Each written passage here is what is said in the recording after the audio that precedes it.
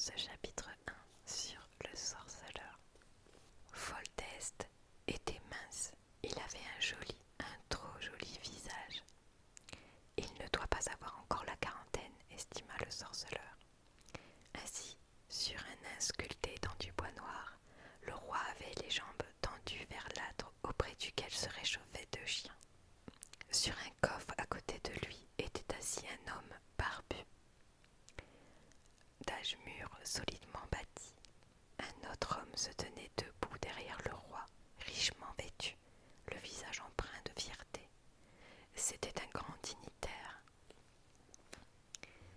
Ainsi, vous êtes un sorceleur de Rivie, dit le roi en rompant le silence qui suivit le préambule de Vélérald. Oui, seigneur, dit Gérald en inclinant la tête. Pourquoi tes cheveux ont-ils blanchi comme ça? Je vois bien que tu n'es pas vieux. C'est dû à des sortilèges.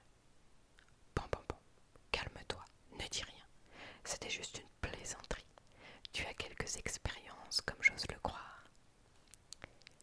Oui, seigneur. Je serais heureux que tu m'en parles. Gérald s'inclina encore davantage. Pourtant, vous savez, seigneur, que notre code nous interdit de parler de ce que nous faisons. C'est un code pratique, honoré sorceleur, fort pratique. Enfin, sans entrer dans les détails, ça veut dire que tu as eu affaire à des noctules. Oui.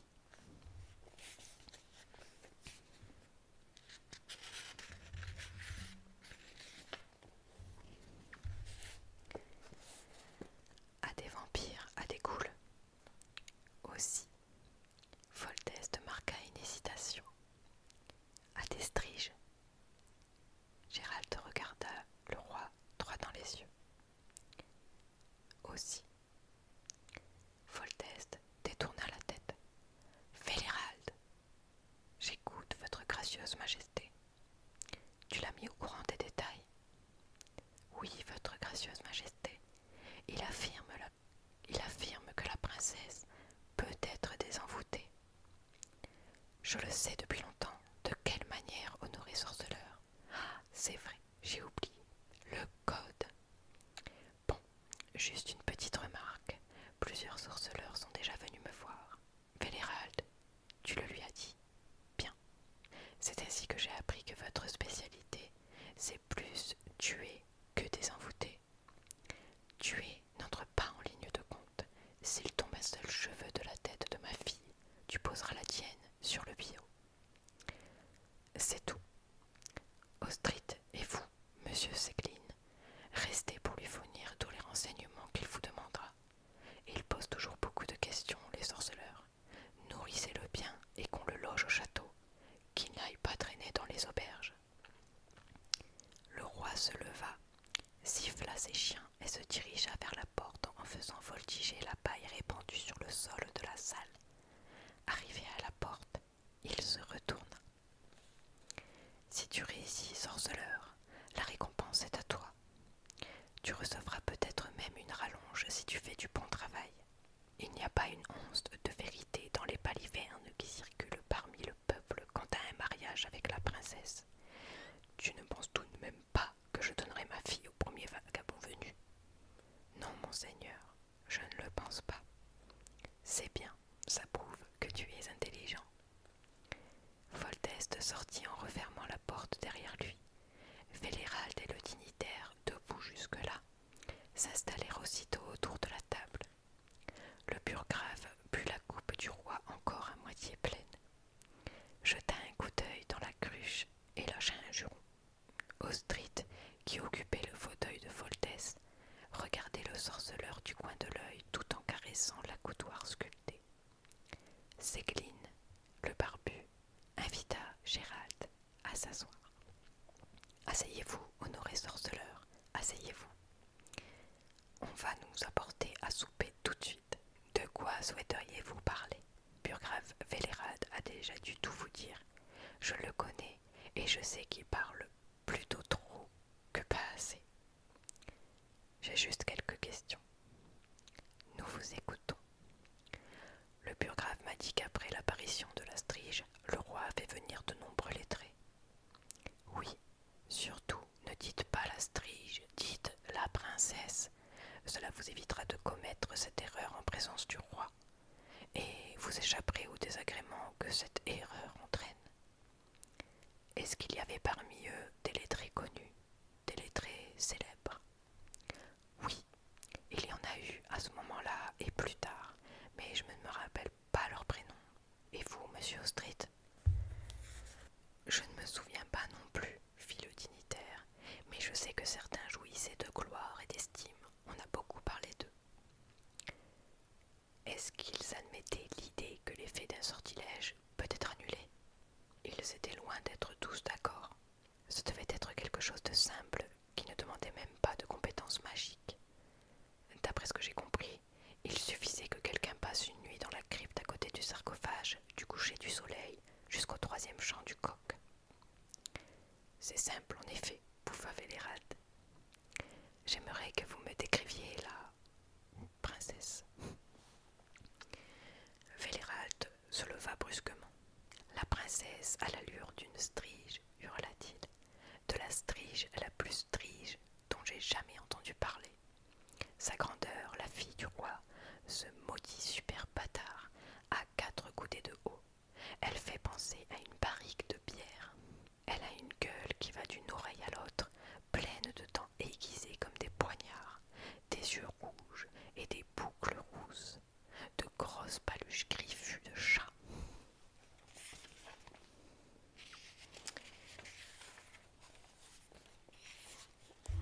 De chats sauvages qui descendent jusqu'à terre. Je m'étonne que nous n'ayons pas encore commencé à adresser son portrait aux courts amis. La princesse, que la peste l'étouffe, a déjà 14 ans. Il est temps de songer à la marier à quelque prince héritier. Modère tes paroles, burgrave, dit Oscrite, en fronçant les sourcils et en jetant un coup d'œil vers la porte. Ségline esquissa un sourire. Cette description, quoique très imagée, correspond assez bien à la réalité, et c'est bien ce que vous vouliez savoir, honoré sorceleur, n'est-ce pas? Vélérald a oublié de préciser que la princesse se déplace à une vitesse incroyable, et qu'elle est beaucoup plus forte que le laisserait penser sa taille et sa stature. Elle a bien 14 ans, c'est un fait, dans la mesure où c'est important. Ça l'est, dit le sorceleur. Elle n'attaque les gens qu'à la pleine lune. Oui, quand elle attaque à l'extérieur du château, répondit Ségline. À l'intérieur du château, des gens meurent, quelle que soit la phase de la lune. Mais elle ne sort qu'à la pleine lune, et pas chaque fois. Est-ce qu'elle a déjà attaqué en plein jour? Non, jamais. Elle dévore toujours ses victimes. Vélérade cracha sur la paille avec vigueur. Que le diable t'emporte, Gérald, on va souper dans un instant. Peu, elle les dévore, elle plante ses dents dedans, elle les abandonne, ça doit dépendre de son humeur. À l'un, elle n'a arraché que la tête, et elle en a éventré 2 ou 3 autres, et en a rongé quelques-uns proprement, à vif, si l'on peut dire. Putain de sa mère. Attention, Vélérald, siffla Austrite. Raconte ce que tu veux sur la strige, mais n'insulte pas Ada en ma présence, parce qu'en présence du roi, tu ne t'y risques pas. Est-ce qu'il y a eu des gens qui ont survécu à ces attaques?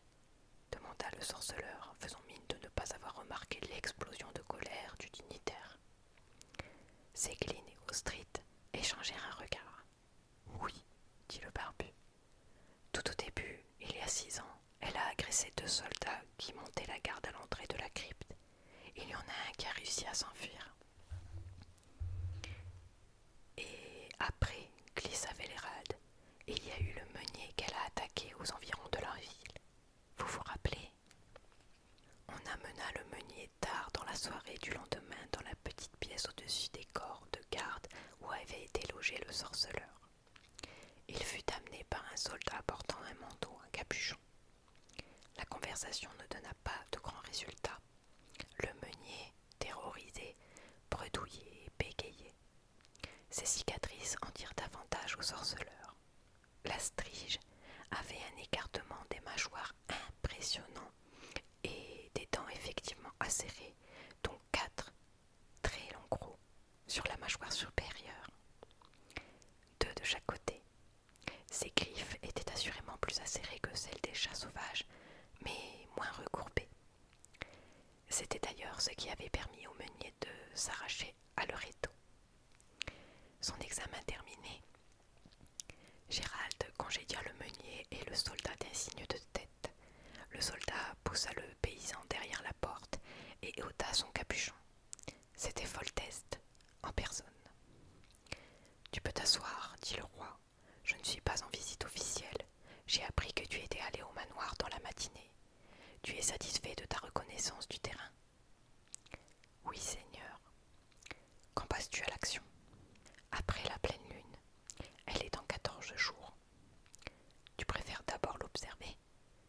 Ce n'est pas utile, mais rassasiée, la princesse serait moins agile. La strige, maître, la strige, ne prend pas de gants avec moi. Elle ne sera une princesse qu'après. C'est d'ailleurs de ça que je suis venue te parler. Réponds-moi franchement, en oubliant qui je suis. Sois bref et clair. Elle sera une princesse, oui ou non? Et ne te retranche pas derrière ton code, s'il te plaît. Gérald s'essuya le front. Je vous confirme, roi, qu'il est possible de faire disparaître le charme. Et si je ne me trompe, c'est effectivement en passant une nuit au manoir. Le troisième chant du coq, dans la mesure où il surprendra la strige en dehors de son sarcophage, fera disparaître le charme. C'est généralement ainsi qu'on procède avec les striges. C'est si simple. Ce n'est pas simple. D'abord, il faut survivre à cette nuit. Ensuite, les événements peuvent ne pas suivre la norme. Par exemple, il peut falloir non pas une nuit, mais trois nuits de suite. Et puis s'il y a aussi des cas, disons, désespérés. Oui, vitupéra Folster. C'est ce que certains n'arrêtent pas de me dire. Il faut tuer le monstre parce que son cas est incurable. Maître, je suis sûre qu'on s'en est déjà entretenu avec toi. Hein? On t'a demandé de tuer cette cannibale sans cérémonie d'entrée et de dire au roi qu'il n'y avait pas moyen de faire autrement. Si le roi ne te paie pas, nous le ferons. C'est un moyen très pratique et peu onéreux, car le roi fera décapiter ou pendre le sorceleur et l'or restera dans leur poche. Vous ferez absolument décapiter le sorceleur, roi? Demanda Gérald en se renfrognant. Foltest regarda longuement le rive dans les yeux. Le roi n'en sait rien, finit-il par dire, mais un sorceleur doit prendre cette éventualité en compte. Gérald, à son tour, resta un moment sans rien dire. J'ai l'intention de faire tout ce qui est en mon pouvoir, fit-il. Mais si les choses tournent mal, je défendrai ma vie. Vous aussi, Seigneur, vous devez prendre cette éventualité en compte. Foltest se leva. Tu ne comprends pas, il ne s'agit pas de ça. Il est clair que tu la tueras si tu te sens en danger, que ça plaise ou non. Sinon, c'est elle qui te tuera à coup sûr irrévocablement. C'est une affaire que je n'ébruite pas, mais je ne punirai personne qui la tuerait pour se défendre. Cependant, je ne permettrai pas qu'on la tue sans essayer de la sauver. Il y a déjà eu différentes tentatives. On a incendié le vieux château, on lui a tiré dessus à l'arc, on a creusé des trous, tendu des pièges et des chasse-trappes, tant que je n'en ai pas eu fait prendre quelqu'un. Mais il ne s'agit pas de ça. Maître, écoute-moi. Je vous écoute, roi. Après les 3 chants du coq, la strige aura disparu, si j'ai bien compris. Et qu'y aura-t-il à sa place? Si tout marche bien, une jeune fille de 14 ans, avec des yeux rouges et des dents de crocodile. Ce sera une adolescente normale, sauf que... Eh bien, continue. Normale physiquement. Me voilà servi. Et physiquement, il lui faudra chaque matin un seau de sang pour son petit déjeuner. Une cuisse de jeune fille. Non. Physiquement, il n'est pas possible de le dire. Je pense qu'elle aura l'âge mental. Est-ce que je sais d'un enfant de 3 ou 4 ans? Il lui faudra des soins intensifs pendant longtemps. C'est certain, maître. Je vous écoute, roi. Est-ce que ça peut revenir plus tard? Le sorceleur ne répondit pas. Ah, fit le roi, c'est possible. Et que se passerait-il alors? Si jamais elle mourait après être restée sans connaissance pendant plusieurs jours, il faudrait brûler son corps, sans tarder. Foltest se rembrunit. Mais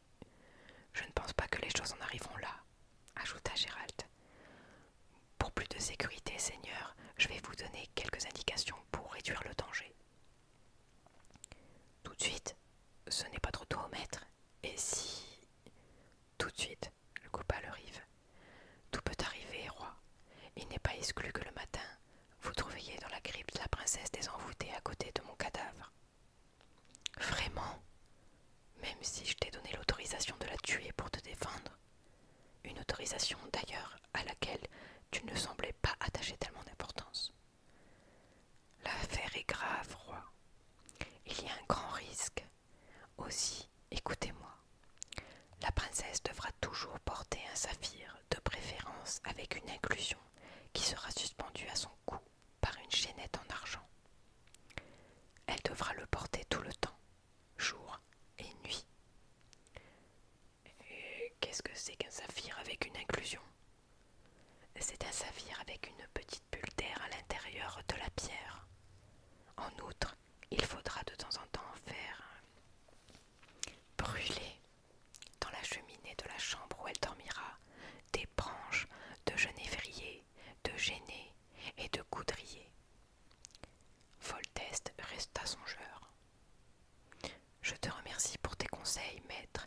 Je m'y conformerai si, maintenant, à ton tour de m'écouter. Si tu constates que son cas est désespéré, tue-la.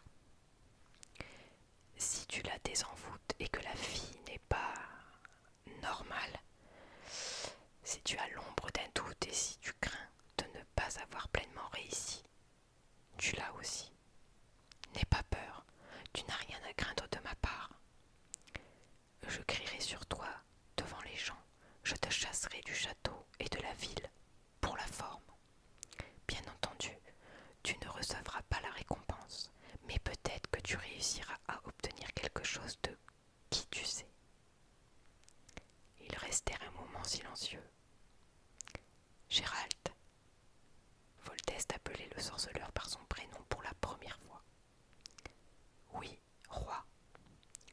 Qu'y a-t-il de vrai dans ce qu'on raconte, à savoir que si l'enfant est né comme ça, c'est parce qu'Ada était ma sœur? Il n'y a pas grand-chose de vrai. Il faut rompre le charme.